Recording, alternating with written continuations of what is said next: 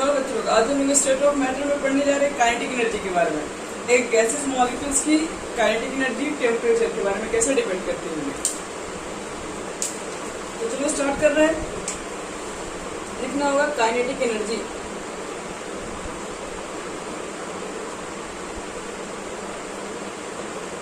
Kinetic energy of A gaseous molecule.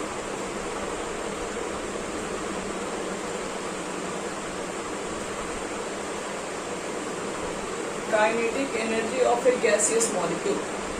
चलो इसको ध्यान समझो। अगर हम बात करें कि फॉर 1 मोल ऑफ गैसेस, अगर मान लो कि आपके पास 1 मोल ऑफ गैस है, तो 1 गैस मॉलिक्यूल्स की आपके पास काइनेटिक एनर्जी क्या होती है? Kinetic energy is equal to होती है 1/2 m और v स्क्वायर। v आपके पास √m स्क्वायर वेलोसिटी होता है।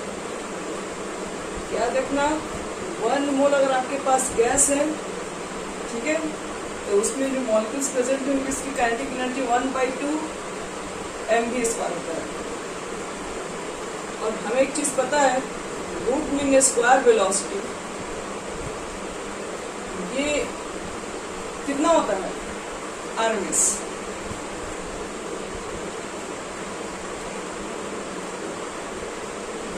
√3 RT/m।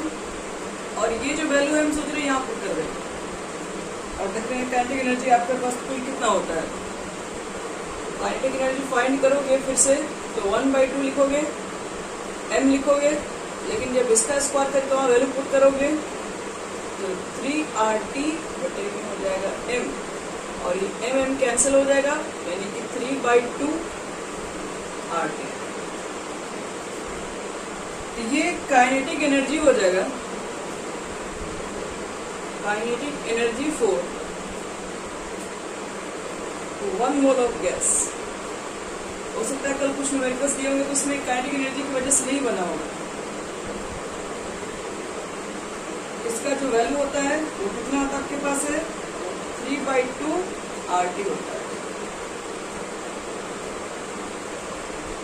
चलो इसको नोट कर लो जल्दी से।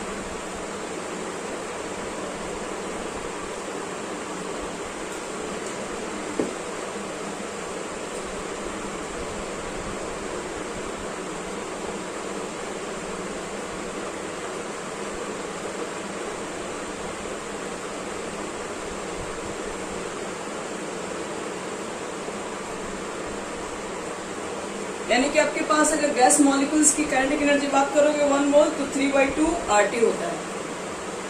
अगर मान लो कि मेरे पास 1 मोल ऑफ गैस है तो 3/2 RT है। अगर मान लेते कि मेरे पास n मोल ऑफ गैस है तो काइनेटिक एनर्जी कितनी हो जाएगी बच्चों लोग? 4n mole of gas. n mole of gas की काइनेटिक एनर्जी क्या निकल के आएगी? 3/2 तो रहेगा ही, बस यहाँ पर n से मल्टीप्लाई हो जाएगा। तो 3/2 लिख दो n RT।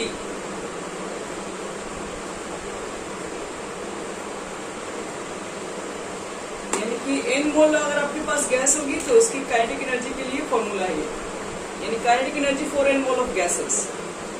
अब देखो यहाँ पर एक चीज और हम पूछेंगे, 1 मोल में कितने मॉलिक्यूल्स होते हैं?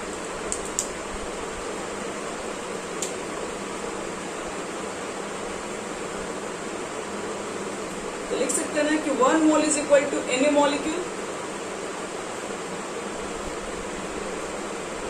Na मतलब एवोगाड्रो नंबर, जिसकी वैल्यू होती है 6.8। हम लिख दे रहे हैं 6.022 × 10⁻23 मॉलिक्यूल्स। 1 मोल में मान लो इतना मॉलिक्यूल्स है, तो आपसे अगर पूछा जाए मुझे काइनेटिक एनर्जी बताओ फॉर 1 मॉलिक्यूल, यानी ऐसे बोल सकते हैं for 1 molecule kinetic energy is equal to. इसको देखो कैसे कन्वर्ट करेंगे। 1 मोल के लिए क्या था पहले फॉर्मूला? तो 3/2 RT था, ये 1 मोल के लिए था। हमें क्या चाहिए, हमें चाहिए 1 मॉलिक्यूल के लिए बोल सकते हैं ना कि इतना मॉलिक्यूल्स यानी Na मॉलिक्यूल्स इक्वल टू 1 मोल, इसलिए 1 मॉलिक्यूल्स के लिए निकालेंगे तो 1 बटे में Na हो जाएगा। समझ में आ रहा है सबको? 1 मोल में इतना मॉलिक्यूल्स है तो इतने मॉलिक्यूल्स में 1 मोल, तो 1 मॉलिक्यूल्स में कितने मोल हो जाएंगे, तो 1 बटे में Na। तो बताओ 4 1 molecules kinetic energy equal to क्या लिखोगे, 3/2 RT हो जाएगा ऊपर और नीचे में क्या आ जाएगा, Na आ जाएगा। तो बच्चे लोग कुल इतना आपके पास हो जाएगा फॉर्मूला, 3/2 RT तो रहेगा ही रहेगा, लेकिन 1 मॉलिक्यूल्स में कितने मोल होंगे, सॉरी हाँ 1 मॉलिक्यूल्स में कितने मोल होंगे उसको निकालने के लिए 1 बटे में हमको Na से मल्टीप्लाई करना पड़ेगा इसका। अब देखो इसको तो लिख सकते हैं 3/2 R बटे में Na, इसको हम एक जगह लिख रहे हैं और यहाँ पर है T।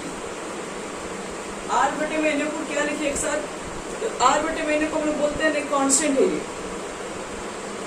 कांस्टेंट क्यों है, R भी कांस्टेंट है सबको पता है, गैस कांस्टेंट, Na भी एवोगाड्रो वैल्यू है, ये भी कांस्टेंट ही है, ऊपर भी कांस्टेंट नीचे भी कांस्टेंट, और इस कांस्टेंट के रेशियो को कहा जाता है बोल्ट्जमान कांस्टेंट। R बटे में Na को कहा जाता है कांस्टेंट है ये, और इस कांस्टेंट का एक स्पेशल नाम है, इसको बोलते हैं बोल्ट्जमान कांस्टेंट।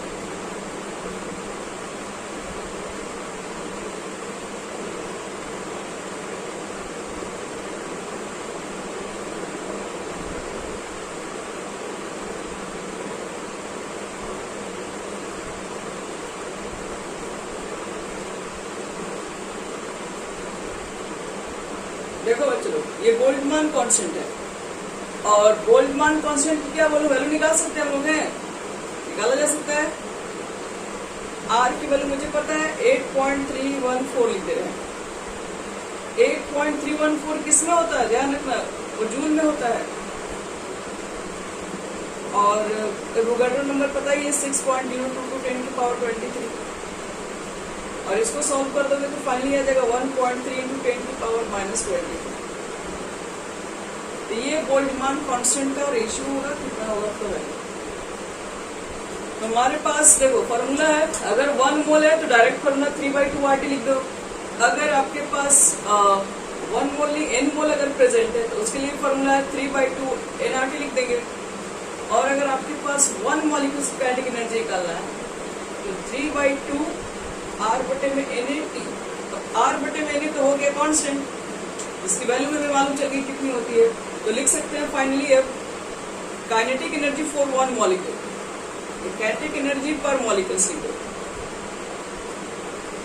पर मॉलिक्यूल्स की काइनेटिक एनर्जी कितनी होगी, तो 3/2 लिखोगे, और ये वैल्यू तो कांस्टेंट हो गया, इसको हम K लिखते रहे, K × T।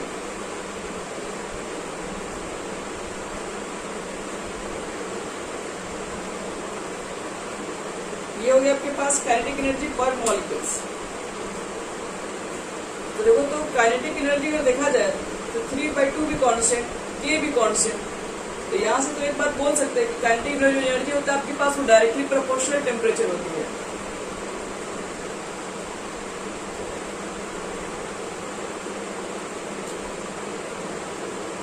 Kinetic energy directly proportional temperature. ध्यान रखना, kinetic energy of the gas molecule depends only on temperature. Kinetic energy of gas molecule depends